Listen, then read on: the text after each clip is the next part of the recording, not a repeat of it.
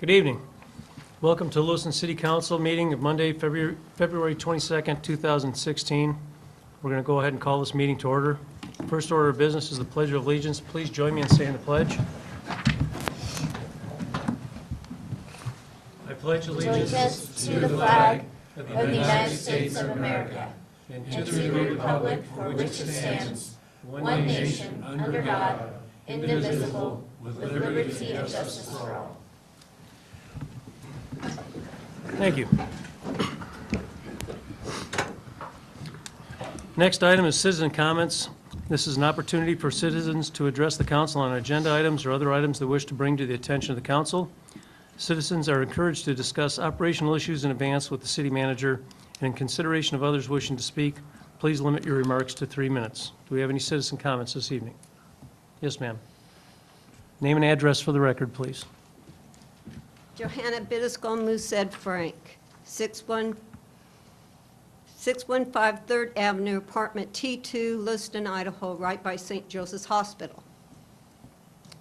And I wrote you guys a rough graph because I was busy finding out information on a drug deal that the man might be in custody or not. And the bond was set at $5,000. Heroin is sold black market in the United States. We're the 8th one that has the best sell, and his bond was set at $5,000. You can get heroin on the black market for over that, okay? We have drug problem, we have prescription drug problem in this area. We have Washington, and boy, things change when marijuana is down, when marijuana is not up.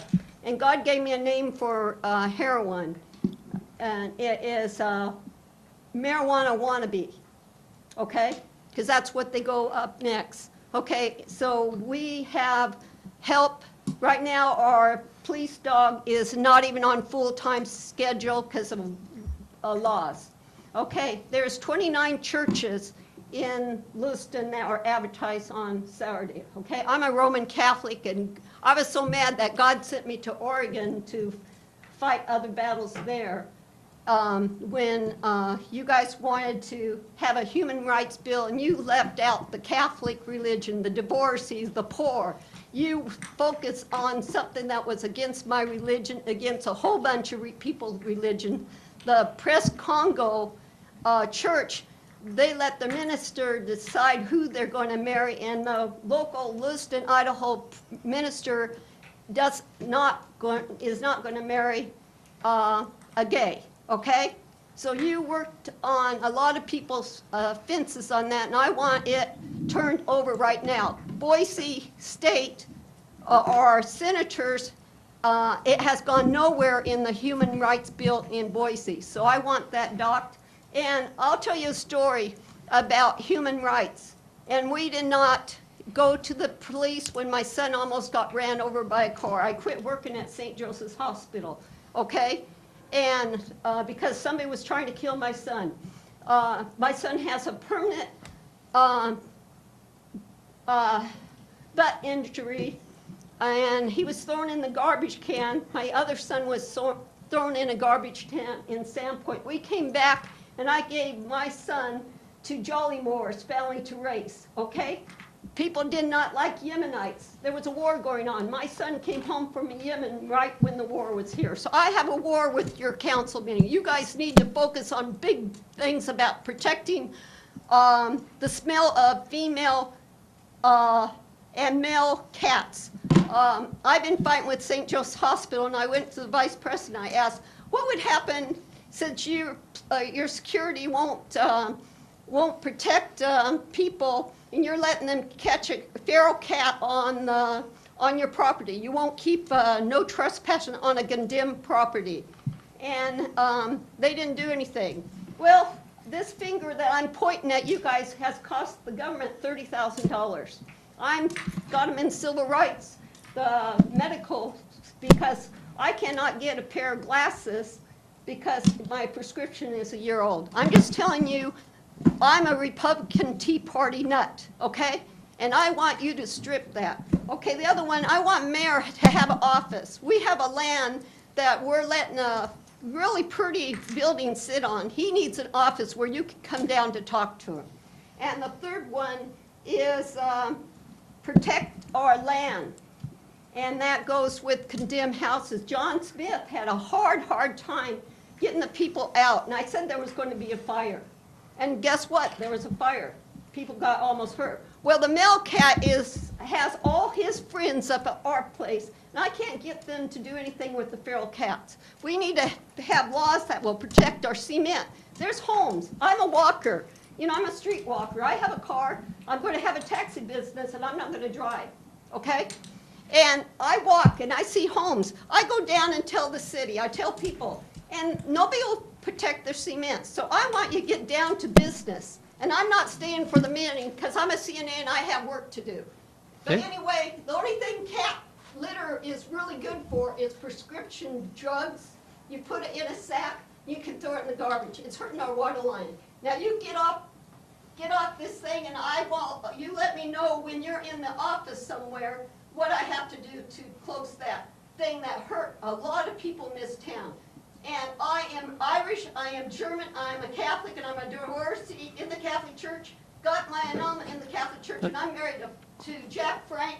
We're still married, but and in the Catholic Church, and I'm frank with you. Good night. Good night, ma'am. Thank you.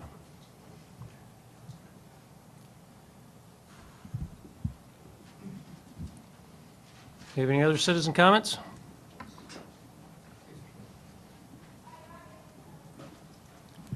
Mr. Mayor, members of council, my name is Lynn Moss. I live at 1018 Cedar Avenue in the Orchards.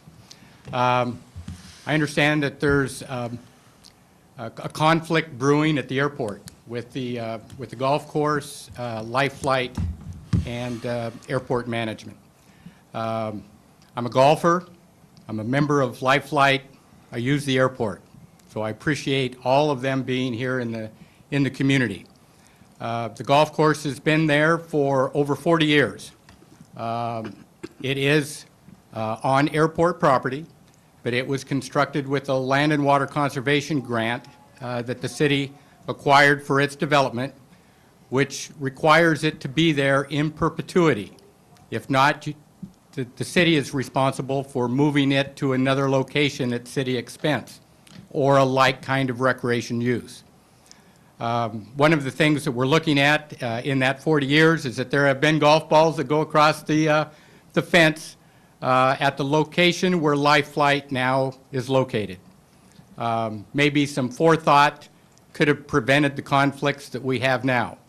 I just hope that this discussion and the resolutions that you come up with will be part of a public discussion and allow for public conversations as to which direction you go before you get so involved in making decisions without that input.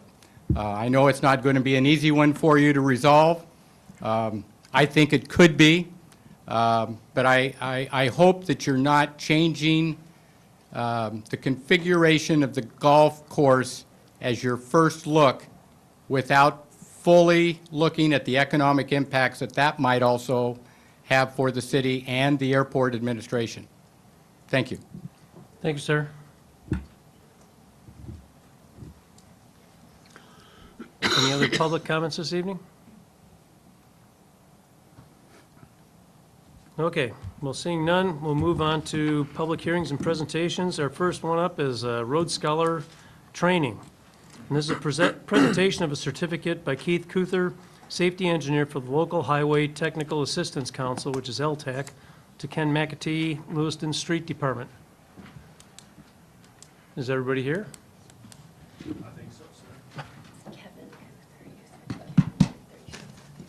Mayor, Kevin. Councilman, first off, my name's Kevin. Oh, my apologies. No worries. Hey, I want to thank you guys the opportunity to come present this award. The LTAC and the T2 Center has been providing technical training to all local highway jurisdictions throughout the state since 2009. Continuing education is important, and I appreciate you guys' support of that process. We have 2 levels of completion. One is Road Scholar, not Rhodes Scholar, but Road Scholar.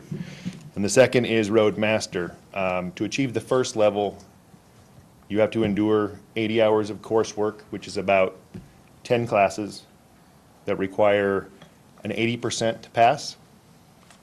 And the applicant has to commit to achieving that in under 4 years. And when you do complete that, then we come to present you with the award. So at this moment, I'd like to present Ken McAtee with a certificate of completion, a hat, and an engraved Leatherman. Wow. And as I told you, I absolutely have to get a picture or else I did not do my job. So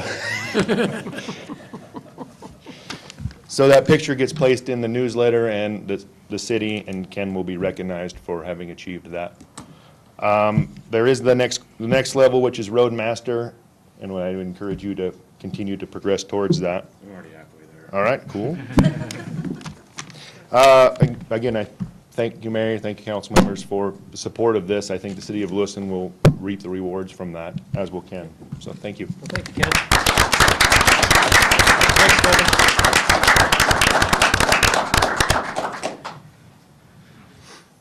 Okay, we'll move on to the consent agenda.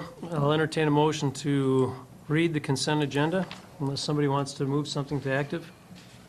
I move that we read the consent agenda. Okay, Second. motion's been made and seconded. Is there any discussion? All in favor, say aye. Aye. Opposed? Motion carries 7-0. Approving the February 1st, 2016 work session meeting minutes. Approving Resolution 2016-2 by title only. A resolution accepting a public water utility and access easement from the Joe and Francis McCann Family Limited Partnership.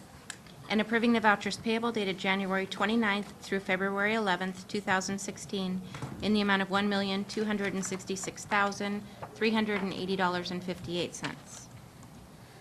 Okay, councilors, the consent agenda's been read. I'll entertain a motion to approve the consent agenda as read. So moved. Second. Motion's been made and seconded. Is there any discussion? All in favor, say aye. Aye. Aye. Opposed? That motion carries 7-0. Move on to the active agenda. This is Resolution 2016-14, declaring Route Match Software, Inc. as the only vendor of software licensing for Route Match fixed and Route the Shout traveler information system modules, implementation services, required third-party components, and maintenance and support services. I'll entertain a motion to approve Resolution 2016-14. So moved. Second. Okay, motion's been made and seconded. Is there any discussion? Mr. Bennett, you want to recap, if you can? Thank you, Mayor, members of the council. This is the current software system that the city uses for its transit program. We're adding a couple of additional modules to the program that deal with the fixed route and with the analytics that are done of the usage of the system. So it's a $60,584 project, just slightly over the amount budgeted during the last budget for this process. So the rest of it will come out of a budget amendment that we'll see later on this year. And we would, favorably urge you to consider approving this resolution. Okay, thank you. Is there any further discussion? Mr. Mayor? No. Counselor? Just which fund is the money being transferred out of to cover the shortfall? Well, it'll be we'll do a budget amendment at the end of the year like we do just before the budget is adopted. All of the budget amendments throughout the year will be put into one compilation for the council to consider. It'll show the additional revenues to offset the additional expenditures that come in. In this particular case, it's going to come out of the same account that the current funds budgeted for come out of. It's just that it'll be taken care of by the budget amendment itself. So that account will, that line item will be slightly over by $584.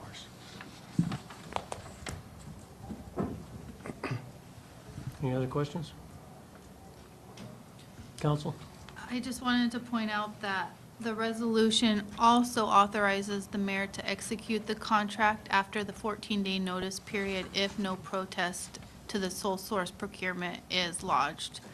So that's part of it, and for that reason, it will need to be by roll call vote. Okay. We clear on that? Further discussion? Okay. Do a roll call vote? Counselor Maldonado. Aye. Counselor Blakey. Aye. Counselor Johnson. Aye. Mayor Kleber. Aye. Counselor Miller. Aye. Counselor Collins. Aye. Counselor Randall. Aye. Okay, motion carries 7-0. Next up, subdivision code requirement modification.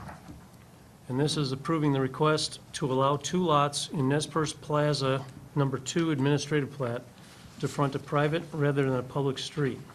Entertain a motion to approve the subdivision code requirement modification. So moved. Second. Okay, we have a motion and a second. Mr. Bennett? Thank you, Mayor and members of the council. Dan Hayhurst is here from Community Development and our surveyor to go over the proposal before the council tonight. Okay.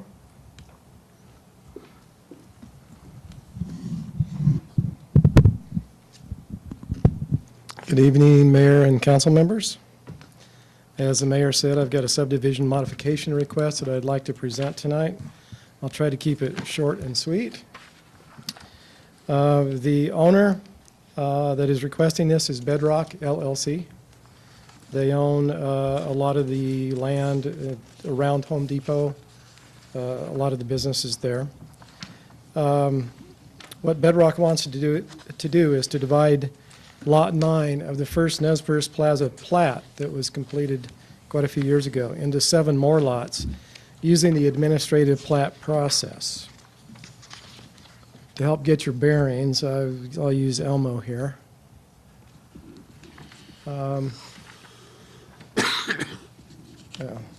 This is Thane grade over here. North is up on this image.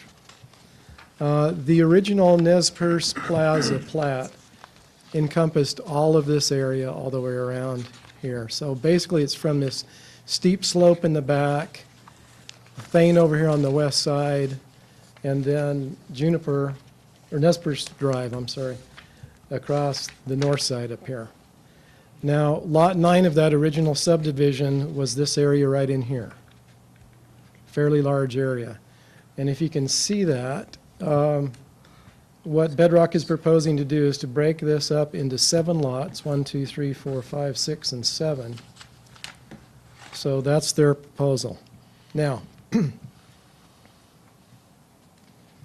the City Code Section 3227 for administrative plat states, the administrative plat process is intended to provide a streamlined means of subdividing property in those instances in which no public improvements are required, all property fronts upon an improved publicly dedicated street, and 10 or fewer lots are being created in conformance with the zoning ordinance.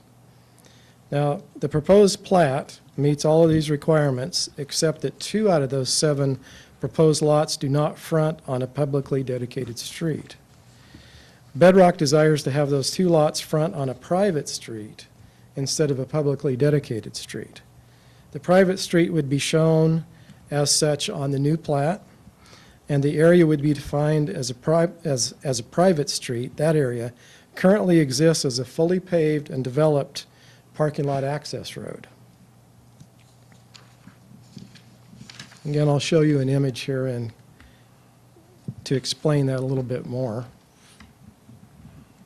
Okay, again, we're in the same area. This is that Lot 9 that's being divided into the 7 lots. I've only shown the 2 lots on the south side here that would access the private street. Now, Nez Perce Drive up here is a publicly dedicated street. What they call Pride Rock, the street that goes between the parking lots with Home Depot and Safeway in there, is a private street. It's mutual access for all of this whole area. The same thing with this little road that comes down the side here, to the side of Home Depot back in here. Now, what's being proposed is that they take a section of this access aisle or road, whatever you want to call it, that comes around through here and designate that as a private road on the new plat. So Lot 7 here and Lot 6 would front on that rather than on a publicly dedicated street. Now, modifications are allowed under Section 3249 in the City Code that says, where there exist extraordinary conditions of topography, land ownership, adjacent development, or other circumstances not provided for in these regulations, and where it can be shown that the public interest would best be served by such action, the council may modify the application of these regulations in a particular case in such a manner and to such an extent as it may deem appropriate for public health, welfare, or safety. When modification of these regulations, as provided for in subsection A, is considered necessary, the subdivider or the subdivision committee shall make application to the Planning and Zoning Commission specifying the desired modifications and the reasons therefor. The commission shall consider the application and justification and make a recommendation thereon to the council, who may approve, approve in part, or disapprove the request. In modifying the standards or requirements of these provisions as outlined above, the council may make such additional requirements as appear necessary in its judgment to secure substantially the objectives of the standards or requirements so modified. A modification request does not require a public hearing, so we've not had anything like that. The Planning and Zoning Commission considered this modification request on January 27th and recommended that the council allow this modification. Neither Public Works nor the Community Development Department has any objection to this modification request. So, bottom line, the council is being asked to take action tonight by approving or denying this modification request to allow 2 lots in the proposed Nesbers Plaza Number 2 administrative plat to front on a private street rather than on a publicly dedicated street. Now, Bedrock LLC has a representative here tonight. If you have any questions for him, and I also would be glad to answer any questions that you may have. I've got one for you, Dan. Okay. So originally, this was 1 lot. Yes, Okay, so basically, that's what they're doing is they're putting into, re-subdividing the 7. 1 lot Okay. into 7, yes. because currently, if they were, as it sits right now, they were accessed off a private drive anyways. Yeah, well, Well, the main, the whole portion was accessed off Nez Perce Drive. Now- exactly, Okay, yeah. thank you. Councilor Yes, Blakey. It's 2 questions. Since it's a private drive, the city has no responsibility for maintenance of any of the roadway? No responsibility at all, no. But do they have to install the roadway to city standards? No, a private street is different than a publicly dedicated street. In the private streets, really, we don't have standards for those. Private streets are very rare in Lewiston. I know we've had a couple proposed before for private developments like subdivisions. And in that case, it was a negotiated type thing on what type of design they were going to do for the street, like the width and the pavement section and all the rest. But, you know, we haven't specified a lot along those lines because we're not responsible for maintenance. In that case, like in a subdivision, it would be the homeowners association or that group that would be responsible for the maintenance thereof, and they would have agreements and so forth to do that. So, and my follow-on question then is, since these are private roads, they are not subject to ADA accessibility? I cannot answer an ADA. So we would not expect to see we would not see curb cuts and/or sidewalks on private roads? In this particular, I can't speak for private streets in general, although if it's going to be, say, if a private street was proposed for a subdivision, we would be looking at those types of issues in their proposal to go along with their subdivision plat and their improvement plans. So can we, I mean, we look around Lewiston, you see a curb cut here and no curb cut here, and a curb cut on this development, and no curb cut on that development. It's just a history of different patterns and regulations at whatever time it was being enforced. I kind of see the same thing happening here. Can we ask for an amendment or something that these roads, these private roads are built to to have the ADA standards included in them? So we aren't regretting ourselves 5 years from now? I think I have the person here tonight that actually helped design this whole parking lot area, Eric Hasnerall, and I think he might be able to answer the questions. Yeah, in just a second, Eric. So I think it's called Granite, is it Granite Drive that comes off of Thane? That wasn't dedicated Pride to the Rock? city, was it? Is it Pride Rock you're talking about, the one that goes through the parking lot The at one that Home goes all the Depot? way through over to Nez First Grade? No, That's Pride Rock? well, that's what we've got it shown on the GIS. I believe it is, yes. And that was not publicly dedicated. That is not a publicly dedicated So that is private, street. but that has Yeah. curb gutter and sidewalk on it. Yeah, it's If got, I'm well, not it's mistaken. really a parking lot access. Yeah. And if you notice, it's got all the islands with vegetation in them and all the rest of the items that were necessary to meet our zoning requirements. I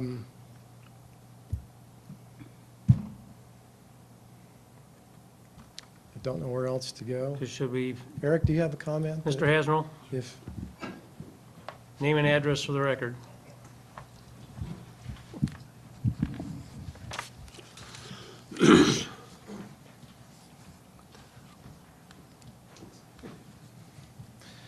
Mr. Mayor, council members, Eric Hasnerl, Celtic Engineering, 315 Adams Lane. I guess I can use the board here. The question of ADA certainly has been answered here in the development, and let me show you. There's a couple of different ADA requirements. One is you have parking that's nearest, not the nearest one, but near the front or the facilities of which parking is necessary. And you can see the ADA parking that's up in the front next to these. There's also some ADA over for the other ones.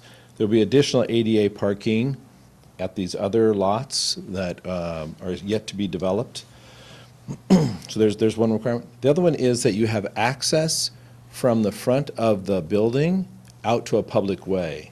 And in this, this sidewalk here was all built with ADA, and the ADA access to the public way is here. Crosses over onto this sidewalk, crosses over to that sidewalk, out to Nez Perce Drive. Those are the requirements of the ADA insofar as making sure you're getting facility. Insofar as facilitating park or walking in the parking lot, they are very conscious and want to do that, but they want to make sure that it's controlled where the pedestrians are going, so that you don't end up with pedestrian conflict out in the parking lot. And so as you can see here, the ADA path is all marked and delineated so that people are expecting them to walk there. I think the question or concern of the sidewalk along the roadway doesn't facilitate ADA. It does in a public way, on a public road, where people want to go down along the road. But we're encouraging and showing to get out to Nez Perce Drive, and again, where they can get public facilities where ADA is fully facilitated. Does that kind of answer your question there? Mayor? Yes. Eric, will this subdivision into separate lots, which I assume will then be developed with other uses, will that result in the reduction of any of the parking in the lot or a restriction on the use of the parking that's currently there? No. And in fact, the developments, they're exceeding the necessary parking in the parking code of the city. What this is doing is helping them facilitate with the new banking rules, where they can separate the parcels from one development that's already there and have a loan on it without having, trying to extend a current loan or refinancing a loan, where they can each have a standalone development that's bankable. That's kind of some of the criteria they're trying to get to. In addition to that, we worked with the city and seen that each of the parcels has more than ample enough parking by the city code. That's something else we worked with city staff on. Thank you. Yes. Further questions? Thank you, sir. Okay, thank you.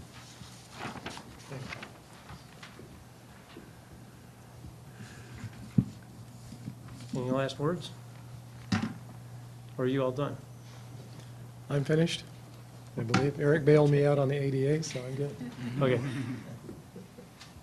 Did I answer your questions? Okay. Okay, so we have a motion and a second. So all in favor of approving the subdivision code requirement modification, say aye. Aye. Aye. Opposed? Motion carries 7-0. Thank you. Next up, item C, professional services agreement. This is approving a professional services agreement between the city and JUB Engineering for preliminary design for the Southway Bridge. I entertain a motion to approve professional services agreement. So moved. Second. You have a motion and a second. Is there any discussion? Counselor Blakey. Might be the same question Jed's gonna ask. Who's paying, where are we as far as the other entities? I know that this county, we're all kind of wondering now, where are the other entities on this project?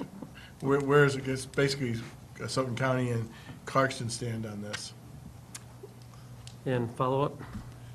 That's what I was going to ask, is what are the arrangements going to be as far as financing? One of the issues I can think of is,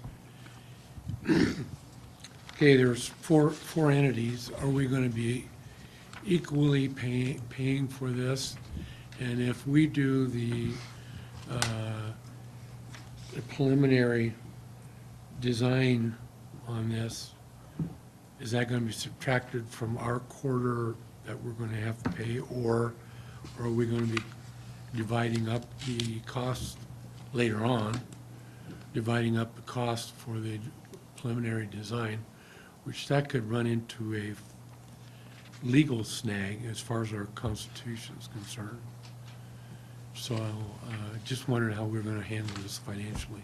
Mr. Davies?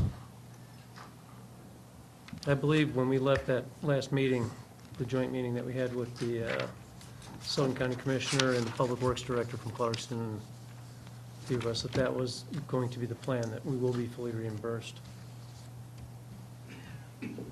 We're in a position to get the ball rolling, though, for the design. Mayor, City Council, to answer the question, in this, the City of Lewiston will pay the initial bill. This is, again, for the initial assessment, and once this project is done, we'll be able to come back to the four entities and present options to them. Again, this is just to do an initial assessment, provide us with some options, and each of the, the City of Lewiston will pay the initial bill. Once the project is completed, then each of the entities will pay back the City of Lewiston at 25%. So we will be refunded those funds back before the end of this fiscal year. Mr. Mayor. Yes? Jana, does that present a problem for us as far as Constitution, giving credit? No, there are other governmental entities. Okay. That's just that was my main concern. Okay.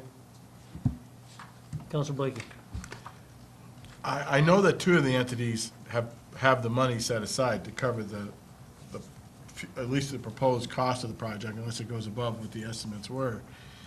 Us and Nez Perce County, I'll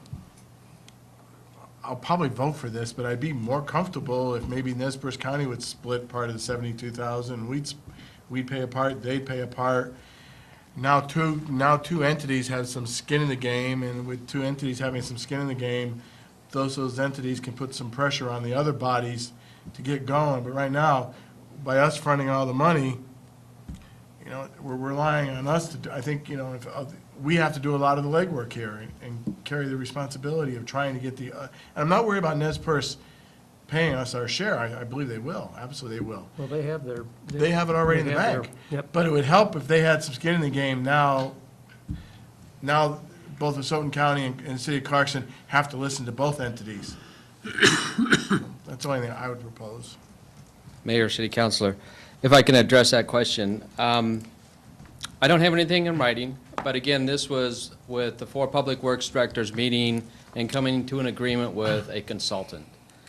When we originally looked at this cost for this project, we were, all 4 of us, were looking at in the $25,000 range for the project. When we got the proposal from the consultant, we looked at what they did and what they were proposing, and we all agreed that it was a good project and we needed this information. Prior to moving forward and even making a recommendation to City Council, I asked that each one of their Public Works Director go back to their governing bodies and to ensure that they were able to cover their cost. Again, I don't have anything in writing. All I have is their word that they did go to their councils or to their commissions and that they are willing to pay that 25%. I take that word as a handshake, and if it doesn't pan out, then it's my responsibility.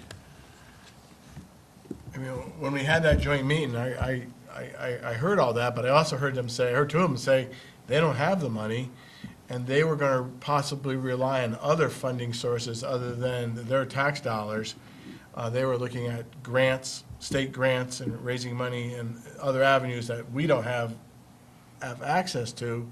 Do we know if they've, again, it's a handshake, well, it wasn't even, it was a verbal talk. Do we know that they've done anything, they've gone forward on any of this? Mayor, City Councilor, I think if we go back and look at that specific question, I'm not sure that that was really in the initial phase, because we were looking at this project from basically 3 steps. One is to do an initial assessment to determine what would be some courses of action that we could do to take care of the bridge. The second was to come up with a design for that specified option, and then actually construction. If I remember correctly, and I could be wrong, that the other agencies were very concerned when we went past this initial stage of trying to come up with the funds for design of the actual design, which we're looking at. If you're looking at a $2 million project, you're looking at around $200,000, and then actually coming up with construction dollars for that project. That's where I believe they were really concerned. In my opinion, I don't think this portion is an issue. I think the next step after this, we need to be very clear with the other 4 agencies and how that's going to happen. Councilor Mayor, Johnson. I agree with Councilor Blakey's line of reasoning here. I feel like we should get something in writing first. Maybe we should table this and get it in writing before we extend a loan to the other agencies if we don't even know if they have the money or not. Councilor Miller. I would also second, we're basically giving an interest-free loan for $72,000, whereas if the county does have $72,000 or their quarter, they could just invest that and profit from that, so. The county, just bringing up, county's got 500,000 set aside, and Nez Perce County, and then we have Got it. 500,000. Yeah, neither one of the other 2 entities, they're gonna do bake sales and car washes, I think was the comment. Excuse me, Mr. Mayor, from the Yes, ma'am. 72, to cover the 72,000 or the entire Well, project? the agreement that is in place is we are all equally responsible Okay. for a quarter of the bridge. So when this project goes through, I mean, correct me if I'm wrong, but that's the underlying premise of the agreement is that That we're is a all. mutual agreement with all 4 agencies. Yeah. We are the lead So we- agency. And we're the lead agency. So if we're gonna get the ball rolling, but if it makes Okay. council feel better, I guess, if there's a friendly amendment, or, yes, Mr. Davies. I guess my last comment is that we do this on a yearly basis. The city, each agency does work on the bridge, and at the end of the year, we reconcile it. So this is not a new step that we haven't done before. Okay. Just a bigger step. Okay.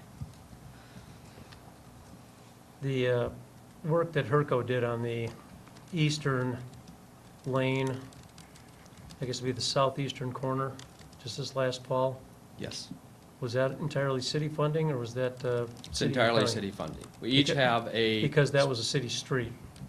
Well, it's part of the bridge, so it's part of our maintenance responsibility. Each agency has certain aspects of maintenance that they take care of on a yearly basis.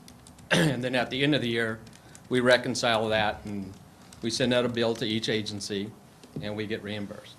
Okay.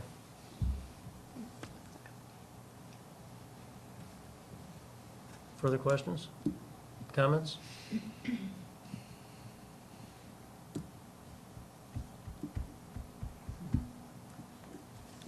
Okay, I guess I'll call for a vote. Those in favor of entering the professional It'll be services by roll agreement? call, Mr. Mayor. Roll call, sorry, a roll call. Counselor Maldonado.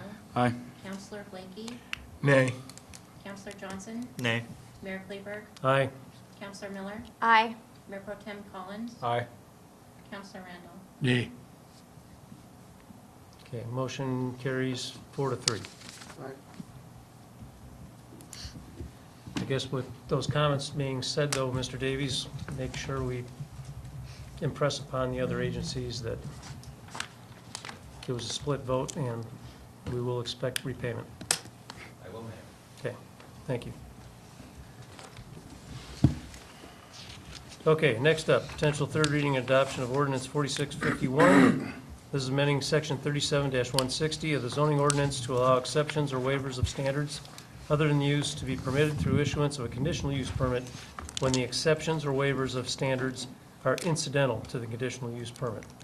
I'll entertain a motion to read for the third time ordinance 4651. So moved. Second. Motion's been made and seconded. Is there any discussion? No, by title only, suspending the rules. Thank you. All those in favor, say aye. Aye. Opposed? That motion carries 7-0. Approving the third reading of ordinance 4651 by title only, suspending the rules. An ordinance of the City of Lewiston amending section 37, excuse me, -160 of the zoning ordinance of the City of Lewiston to allow exceptions or waivers of standards other than use to be permitted through issuance of a conditional use permit when the exceptions or waivers of standards are incidental to the conditional use permit, and providing an effective date. Okay, councilors, ordinance 4651's been read for the third time. I'll entertain a motion by roll call vote to adopt ordinance 4651 by title only, suspending the rules. So moved. Second. Motion's been made and seconded. Is there any discussion? Counselor Maldonado. Aye. Counselor Blakey. Aye. Counselor Johnson. Aye. Mayor Kleberg. Aye. Counselor Miller. Aye. Mayor Pro Tem Collins. Aye. Counselor Randall. Aye. Okay, thank you. Ordinance 4651, been read for the third time. Thank you, Carrie.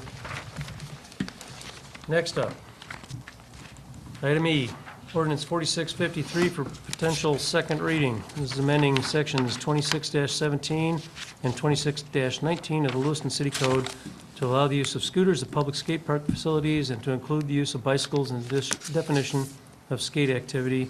I'll entertain a motion to read for the second time ordinance 4653 by title only, suspending the rules. So moved. Second. Motion's been made and seconded. Do we have any discussion? Counselor Maldonado. Mr. Mayor, I will be voting no against this again this evening. You know, after last meeting, I did a little bit of thinking, and I've thought this since we voted this into law over 2 years ago. I would love to be voting yes for this, and I probably would if the scooters had an active group that were seeking donations to help expand the skate park rather, to be more encompassing to everybody. So I would definitely be a donor if that was a thing, and I will be voting no, but I would love to be voting yes if there was such an effort. Okay. Thank you. Counselor Blakey. The question I meant to ask the last time we read this, and I failed to ask it, was, and I guess I'll ask this of Mr. Barker, and he may or may not know the answer. Would the engineer, if we were building that today from scratch to accommodate all users, would the engineering of it be any different than the engineering that was first presented?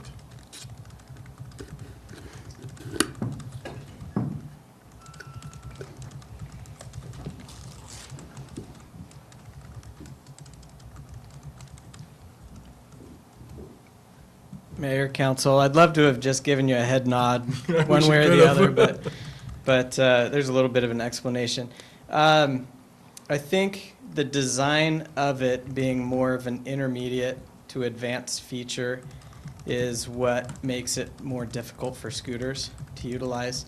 If we were creating more of a beginner level course, then I think we'd be talking a different story.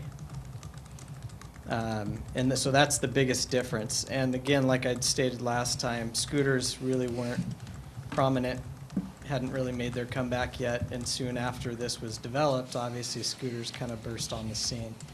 I think if we had an opportunity to try to do it again, like Mr. Maldonado stated, we'd try to get every single entity or individual and user group that we could foresee in that venue. Within discussions at that point, we would have probably put some more beginner type features, street type features into the park. Mr. Mayor. Yes, Councilman Bacon. So looking into the future, we'll have an opportunity to get it right when we build one in the community park. We could, yeah, and that's really the premise behind, you'll hear me here and there talk about skate spots, which are typically anywhere between 2,000 and 4,000 square foot, almost like practice facilities where you have beginner type features. That's really going to be a focus within that area, is to make sure it's accessible and usable for all groups, and the potential damage isn't going to be there. Like I've mentioned before, a lot of the damage is coming from the entrance and exits out of the bowls, scooters flying type things. When you have beginner features, they're more like ledges, rails, simple, maybe a couple inches off the ground type features that are along flat concrete sections. Thank you. Councilor Miller? But we've allowed bicycles thus far, correct? That's correct, right? Yeah, and they participated too in the process. Okay. Fundraising. Built for both skateboards and bikes. Mhm. So the damage coming onto metal contact with ledges could be the bicycles too? Because It always could, yeah, and it could Yeah. be skateboards as well. The main thing with scooters is that they have so much exposed metal, where bikes typically have rubber ends to the pegs, to the handlebars, pieces like that. But yeah, any user of that site could potentially cause damage. Mr. Mayor. Councilor Collins, or Pro Tem. I guess a couple of comments that I have on this. Initially, and we were talking about damage to the skate park, but until we actually are enforcing this ordinance, I'm not even sure why we talk about it, because whatever damage is going to occur no matter what, unless we actually start citing individuals and keeping them out of this park, which I don't think is going to happen. At least at this point, there's no indication that that's going to happen. A couple of the groups that I'm looking at are in thinking about this, and we obviously have the groups that are actually using it, whether it's the scooter riders, the bicyclists, the skateboarders, et cetera. They obviously have an interest. I don't think anybody's keeping them away. I don't think they're keeping each other away. I haven't seen anything that would indicate we got scooter gangs on the prowl downtown, so I don't see an issue there. Our police, that group, at this point in time is not enforcing this ordinance. So in my mind, in their opinion, in their judgment, this is not something that we are either enforcing upon them as important enough to, we want this enforced, or that they're making a judgment of some education and maybe there's some dissuasion there. I don't know, but I haven't seen any citations being posted in the paper or anyplace else at this point. But the third group is the committee, the commission that developed this, developed the rules, put it before us, which we passed this ordinance. That is a group that I have not seen us divisive in any way as to who's on that committee. So in my mind, I should be trusting this individual or individuals because I helped to put them in that spot. And I guess I'm starting to question why I would question their judgment unless there's a real specific reason why. And until we actually start enforcing this, I'm not sure why we are even discussing it at this point in time. I'm actually going to change my vote on this. I'm going to vote no on this until we get to the point where we're actually going to start enforcing the ordinance. And at that point in time, decide, do we want or do we not want this ordinance? Thank you. Well, we'll have one more shot at it at the third reading. The comment was made, and I'm not sure if it was Counselor Johnson, but, you know, once that park opened, scooters did start showing up, and they've never left. I mean, they've been there, and yes, it wasn't, the ordinance prohibited use of scooters, but they really haven't left. And I think the chief's got bigger fish to fry than chasing down some renegade scooter riders in a publicly owned facility. I mean, granted, it was a public-private partnership and stuff, but the city has quite a bit invested in it, so I guess I'm going to go ahead, at least for the second reading, support it. Further comments? Go ahead. Mr. Mayor, depending on how the council goes, if they don't pass it in whole, and I know we won't know till the next reading and adoption vote, but there are parts in it that I would recommend the council still adopt, and I could go through those at the next reading if it might be necessary. Okay. Perhaps you could send us out an advice letter. Sure. Thank you. I agree with, Counselor Johnson. I agree with your comments, and also when I met with the police chief several months ago, he also stated that any code that he was in favor of cleaning up any code that's not going to be enforced, and so I don't think that it makes any sense for us to vote to keep code on the books that's not being enforced when the police have much higher priorities than, like I said last time, ticketing little kids trying to ride their scooters at the skate park. So I'll be voting for this.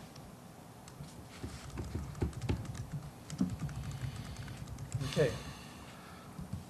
All those in favor of reading ordinance 4653 for the second time, say aye. Aye. Aye. Opposed? Nay. Nay. Okay, motion carries 5-2. Approving the second reading of ordinance 4653 by title only. An ordinance of the City of Lewiston amending sections 26-17 and 26-19 of the Lewiston City Code to allow the use of scooters at public skate park facilities and to include the use of bicycles in the definition of skate activity and providing an effective date. Thank you, Carrie. Ordinance 4653 has been read for the second time. Item F, ordinance 4647, potential third reading and adoption. This is amending Lewiston City Code, section 21-119. I'll entertain a motion to read for the third time by title only, suspending the rules. Ordinance 4647. So moved. Second. Motion's been made and seconded. Is there any discussion? All those in favor say aye. Aye. Opposed? Motion carries 7-0. Approving the third reading of ordinance 4647 by title only, suspending the rules. An ordinance of the City of Lewiston amending Lewiston City Code, section 21-119, and providing an effective date. Okay, councilors, ordinance 4647 has been read for the third time. I'll entertain a motion to adopt ordinance 4647 by title only, suspending the rules on a roll call vote. So moved. Second. Motion been made and seconded. Is there any discussion? Councilor Maldonado. Aye. Councilor Blakey. Aye. Councilor Johnson. Aye. Mayor Kleber. Aye. Councilor Miller. Aye. Mayor Pro Tem Collins. Aye. Councilor Randall. Aye. Okay. Ordinance 4647 has been read for the third time. Thank you. Moving on to new business. City council comments. Do we have any council comments this evening? Mr. Mayor? Councilor Randall. I attended the audit presentation, and we had a little bit of discussion about the airport, mainly airport properties, and also some of the airport insurance. And some things came up that we might have some duplication of expenditures, so we're investigating that. And that was pretty much it. Everything else came out clean on the audit, so there wasn't any big issues to worry about. And we'll be getting that audit report next Monday, I believe. Well, that would be the city audit. This is the, City this is the joint airport authority audit that Oh, that, okay. Councilor Randall's referring to. Got it. Any other council comments? Well, I don't have anything. Mr. Bennett? I do have one item, and if you have any additional questions, Joe Kaufman, one of our city engineers, is here today. This regards the IRPP project, or IRRP project, downtown. We opened bid, we advertised for bids for this project. We did not receive any bids. I think the common wisdom is that because this is a larger, more complex project, there was some concern by contractors in the area that they simply didn't have either the time and/or the crews and materials necessary in order to tackle the project. So where that leaves us is that under the law, we are allowed now to negotiate a contract if we can, and we begin with the low bidder. Or we negotiate, I should say, with one of the bids that was received. And then we go through each of those to see if any of those bidders will perform the contract for the amount specified in the engineer's estimate. If at the end of that process we still have no takers, then we will consider rebidding the project. And potentially we can break it into two projects. So they're maybe of a more manageable size that might be easier for some of the contracting companies to deal with. The only fly in the ointment, if so to speak, is that we're supposed to expend all of the FEMA funds by the end of this calendar year. So we have requested an extension of an additional year to allow us to space the projects out into one or more projects if we need to. So that's where we are right now, and we're going to begin that process of talking with each of the bidders to see if we can find one of them that is willing to take on the project for the engineer's estimate cost. These are just the people that showed up to pick up a bid packet and attended the pre-bid conference? Correct. So Yes, they'd and be there are- only, they'd be only qualified ones that Right. we'd be talking to. Right, there are three. Okay. Okay. That's Well, it. keep us posted. Okay? Joe? Okay, got a thumbs up. Okay, advisory board commission appointments. Do we have any this evening? I think we're still looking for somebody on the traffic advisory commission. Mr. Nacarado resigned. And I did send you one application for TAC. Okay. Which I guess maybe, yes. Councilor I Blakey. forgot something I wanted to mention in their councilor comments, may I, or am I Yeah. cut off? It was brought up at the last URA meeting that we want to possibly address how we appoint a member to that group. And it's one of our work sessions, we might want to have a discussion with Jenna and also possibly the attorney from the URA about the possibility of appointing a alternate. Right now, right now, as it stands, I can pick somebody to attend the meeting if I'm not there, but that person can't vote. But if we have an alternate who is appointed by the council, that person can vote at the city council at a URA meeting. So the feeling is we'd like to have that discussion and have the council involved with possibly appointing an alternate to that group. Yeah. Forgot about that.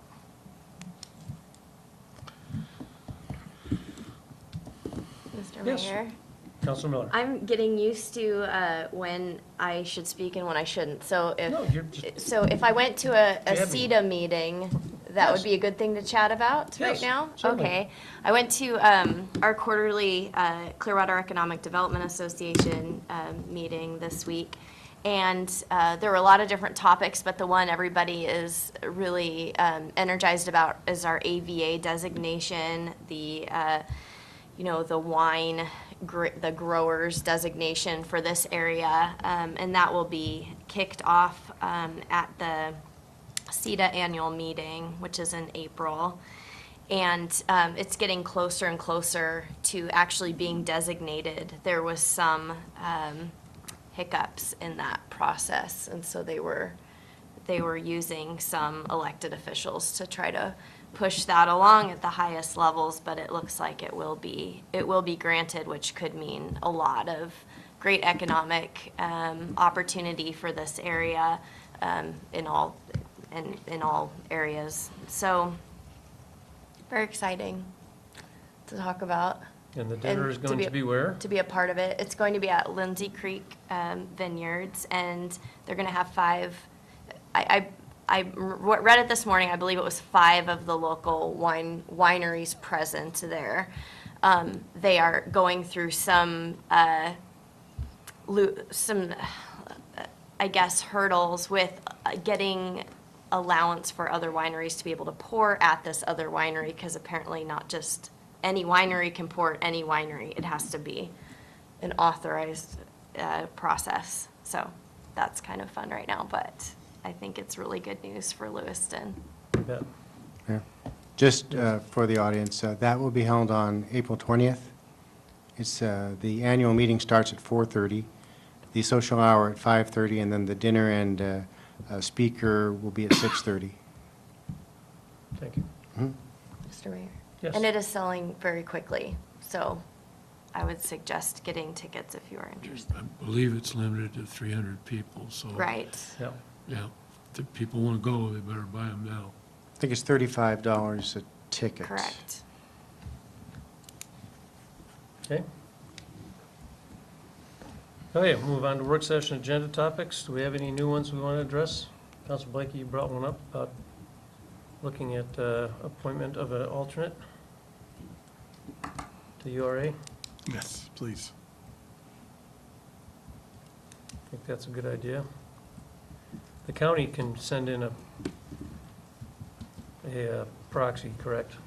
The county can send in a proxy, but again, the same discussion was there, that they may go through the same process and appoint an alternate instead of a proxy. Okay, gotcha. Because So our they've got bylaws the same allow, issue. our bylaws allow a proxy to attend and participate but not vote. Got it.